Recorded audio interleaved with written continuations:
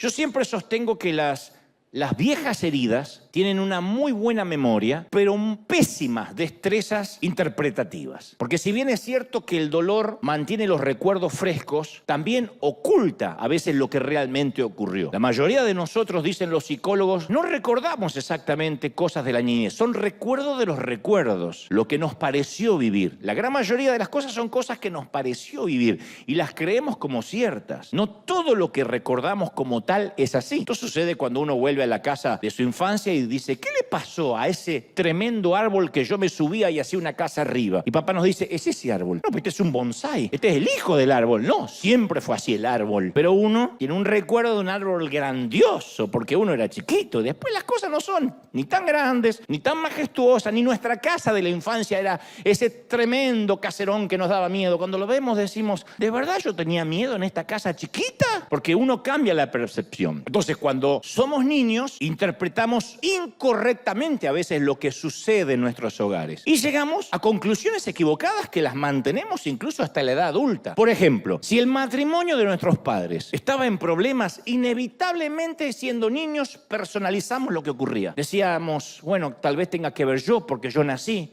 Tal vez si ordenaba mi cuarto, mi papá se hubiese quedado en casa y no se hubiese buscado otra familia. Tal vez mamá se fue porque yo traje malas calificaciones y la harté. Tiene que haber sido mi culpa. Yo te conté en varias ocasiones que mi papá estaba decepcionado de mí. Al menos es lo que yo sentía de niño y era lo que yo creía. Nunca supe si mi papá estaba decepcionado o no, porque jamás hemos tenido esa conversación y ya no la vamos a tener. Pero los niños que sufren abusos verbales o abusos físicos no pueden procesar que sus padres están equivocados. No procesan que ese que abusó es un monstruo. Un niño que padece abuso cree que lo que se vuelca sobre él, la rabia que se vuelca sobre él, es merecida. Los niños creemos que las palabras crueles que nos dicen son verdad, pero hay otra manera devastadora de abusar de un niño y es con el silencio, con la indiferencia, el suspirar de hartazgo, cosa que hacemos mucho los padres. ¡Ay, tres podridos!